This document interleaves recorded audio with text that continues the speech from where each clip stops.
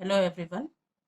बच्चों, मैं आपकी किताब से पाठ 3 चांद वाली अम्मा पाठ पढ़ाऊंगी। इसे आप ध्यान से सुनिए। तुम शरारत तो करती ही होगी। कौन कौन सी शरारत करती होगी? इन चीज़ों का इस्तेमाल तुम कोई शरारत करने के लिए कैसे करोगे? जैसे झाड़ू, पंख, कागज, गुब्बारा।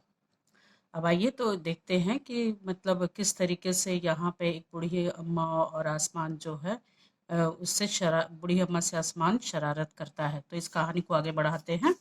आओ इसे पढ़ें। बहुत समय पहले की बात है। एक बूढ़ी अम्मा थी, बिल्कुल अकेली। उसका अपना कोई ना था। घर का काम काज उसे खुद ही करना पड़ता। सुबह उठकर कुएं से पानी लाना, खाना बनाना आदि। उसके साथ एक परेशानी थी। वह रोज सुबह उठकर जब घर में झाड़ू लगाती तब तक तो सब ठीक रहता, पर जैसे ही वह आंगन में जाती और झाड़ू लगाने के लिए झुकती, तभी आसमान आकर उसकी कमर से टकराता। अम्मा उससे घुरकर देखती तो वह थोड़ा हट जाता, फिर वह जैसे ही दोबारा झुकती, आसमान फिर अपनी हरकत दोहराता। एक दिन, 2 दिन, 3 दिन लगातार यही क्रम चलता रहा। अम्मा झाड़ू लगाए और आसमान उसे तंग करे। एक दिन कुएं पर पानी भरने को लेकर अम्मा का किसी और से झगड़ा हो गया। अम्मा जरा गुस्से में थी। वह झाड़ू उठाकर आंगन में गई और जैसे ही झुकी, आसमान ने अपनी आदत के अनुसार उसे फिर छेड़ा। अम्मा ने आओ देखा न ताओ तो कस कर एक झाड़ू आसमान को दे मारी। आसमान झट हट गया, पर वह भी अपनी आदत से मजबूर था। दूसरी बार फिर अम्मा के झुकते ही टक्कर मारने लगा। अम्मा ने फिर पूरी ताकत से उस पर वार किया। आसमान को शरारत सूझी। इस बार उसने झाड़ू पकड़ ली। इधर अम्मा भी झाड़ू पकड़े थी। रस्सा कसी रस्सा कशी शुरू हो गई। झाड़ू का ऊपर वाला हिस्सा आसमान पकड़े हुए था, तो नीचे वाला अम्मा, दोनों छोड़ने को तैयार नहीं थे। अम्मा चिल्लाई, छोड़ मेरा झाड़ू, मेरे पास एक ही झाड़ू है। तब भी आसमान ने नहीं छोड़ा। बूढ़ी अम्मा कब तक रस्सा कसी करती, थक गई। आसमान ने झाड़ू खींचना नहीं छोड़ा। अब वह झाड़ू के साथ ऊपर उठने लगा। उसके साथ साथ झाड़ू पकड़े हुए अम्मा भी ऊपर जाने लगी। वह चिल्लाई, मुझे नीचे छोड़ दे। आसमान ने कहा, अम्मा, अब मैं तुम्हें नहीं छोड़ूंगा, ले चलूंगा ऊपर, वही झाड़ू लगाना। अम्मा अब झाड़ू नहीं छोड़ सकती थी, क्योंकि वह बहुत ऊपर पहुंच चुकी थी। तभी उसे वहां चांद दिख गया। झट अम्मा ने पैर बढ़ाया और चांद पर चढ़ गई, पर झाड़ू नहीं छोड़ी।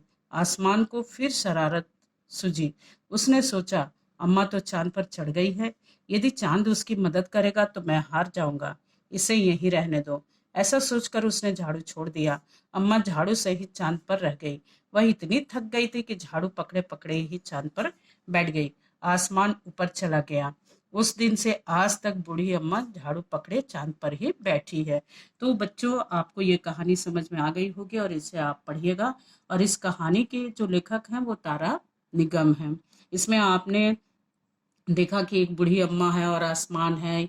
ये दोनों में कैसे शरारती आसमान जो है बूढ़ी अम्मा के साथ शरारत कर रहा, बार बार उसे जब भी वो झाड़ू लगाती तो उसकी कमर पर बैठ जाता। और इस तरीके से अम्मा उससे बहुत परेशान हो जाती, क्योंकि वो बार बार झाड़ू लगाते समय ही उसे परेशान करता था, वगैरह वगैरह। तो इस कहानी को आप अच्छे से पढ़ लीजिएगा। आगे आप प्रश्न उत्तर देखिए इससे संबंधित तुम्हारी कल्पना से। बूढ़ी अम्मा चांद पर क्यों चढ़ गई होगी? तो आप कहानी जैसे पढ़े हैं उसके अनुसार आप इसका उत्तर लिख लीजिएगा। चांद वाली अम्मा झाड़ू क्यों नहीं छोड़ना चाहती थी? चित्रों को देखकर बताओ कि अम्मा के साथ कौन कौन रहता होगा। आसमान बार बार आकर अम्मा की कमर से क्यों टकराता था? तुम्हें क्या लगता है? अब दूसरा देखिए। दूसरा हम देखते हैं कि क्या कहता है। जब बूढ़ी अम्मा उड़ी जा रही थी तो उन्होंने आसमान को हर तरह से मनाने की कोशिश की। बताओ उन्होंने क्या क्या कहा होगा? जैसे घबरा कर, और इसमें कुछ पॉइंट्स दिए गए हैं, घबरा कर, गिड़गिड़ा कर, गुस्से से, तरकीब सूझने पर। तो आइए हम एक आपको उदाहरण बता देते हैं। घबरा कर, जैसे कोई चीज बेटा या बेटी घर में करते हैं तो हम लोग क्या कहते हैं, अरे बेटा यह कर रहे हैं, यह क्या कर रहे हो, तो घबरा कर हम करते हैं। उसी तरीके से आप गिड़गिड़ा कर भी कोई वाक्य लिखेगा, गुस्से में, तरकीब सूझने पर। अब आगे देखते हैं। दूसरा, अम्मा उसे घुर कर देखती तो आसमान थोड़ा हट जाता। कब कब ऐसा होता जब तुम्हें कोई घुर कर देखता है, जैसे मेरा दोस्त मुझे घुर कर देखता है जब मैं उसका मजाक उड़ाता हूँ। तो यहाँ पे 3 चीज दी गई है, मेरे पिता, मेरे शिक्षक, मेरी बहन और मेरा भाई। इसी उदाहरण के अनुसार आपको लिखना है कि आपके पिता कब घुर कर देखते हैं। तो जैसे मैंने लिख दिया है कि मेरे पिता मुझे घूर कर देखते हैं जब मैं शरारत करता हूँ। मेरे शिक्षक मुझे घूर कर देखते हैं जब मैं पढ़ाई नहीं करता। तीसरा आप इसी तरीके से कर लेंगे। अब आगे देखते हैं एक्सरसाइज। दम लगा के हैशा। दम लगा के हैशा में देखिए कुछ ऐसी चीजों, खेलों के नाम लिखने हैं जो 2 टोलियों में खेली जाती है, जैसे खो खो, कबड्डी, शतरंज, क्रिकेट, क्रिकेट इत्यादि। अब यहाँ पे सफाई, साफ सफाई के बारे में दिया है। जैसे कि पहला लिखा है कि घर की सफाई करने के लिए किन किन चीजों का इस्तेमाल होता है।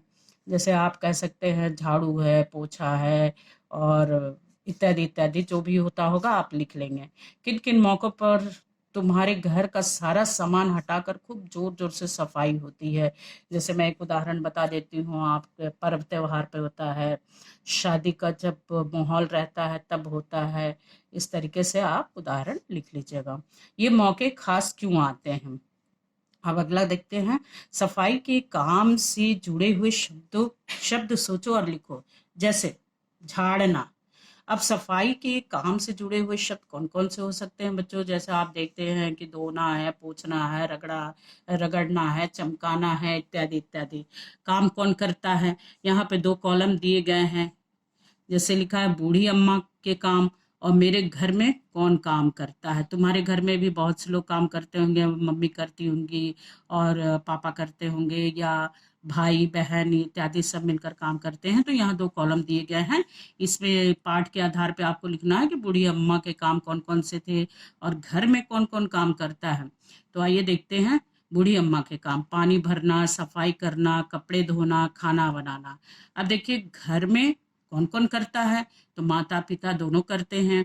नौकरानी भी किसी किसी के घर में होती है, तो नौकरानी करती है, बड़ी बहन है, माता जी हैं, इत्यादि। आप इसे अपनी कॉपी में लिख लीजिएगा। अगला है, तुम कौन सी काम करते हो, अपने कामों के बारे में बताओ।